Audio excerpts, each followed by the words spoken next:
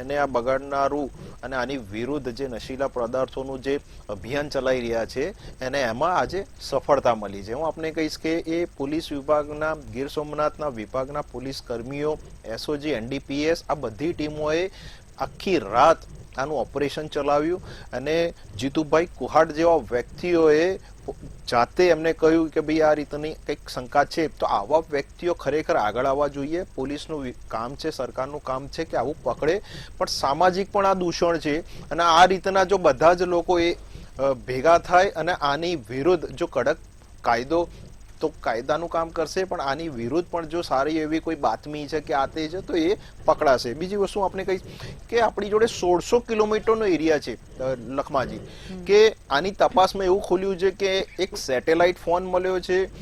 Iran અને પાકિસ્તાનના પણ આના કનેક્શન મળ્યા છે. ઘણી એવી એવિડન્સ હોય છે કે ઘણી એવા ચર્ચા હોય છે કે કદાચ એ પેડલરો હોય કે આ કેસમાં આપણે જોઈએ તો રિસીવરના કેરિયર બંને પકડાયા છે અને ટોટલ 9 વ્યક્તિઓથી એ લોકોને ડિટેન કરવામાં આવે છે. પણ અમુક માહિતી એ પ્રસારિત પબ્લિક ડોમેઇનમાં ના આવતી હોય, કારણ કે એનાથી કદાચ પોલીસ તપાસમાં કંઈક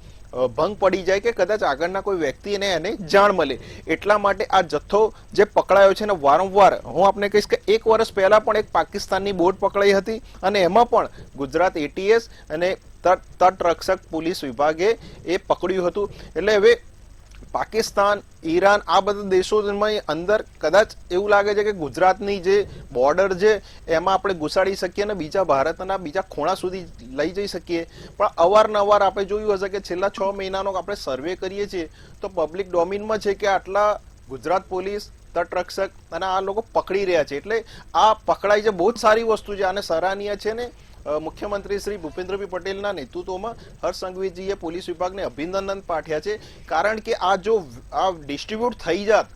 તો ભારતના કેટલા યુવાનો આના કદાચ આના એડિક્શનમાં આવી શકે અને કદાચ આપણું એ યુવાધન બરબાદ થઈ જાત. પણ એના માટે આ જે પકડાયું છે એ માટે એમના અભિનંદન છે અને સરાહનીય કામગીરી છે અને ભવિષ્યમાં પણ આની સામે જે એક્શન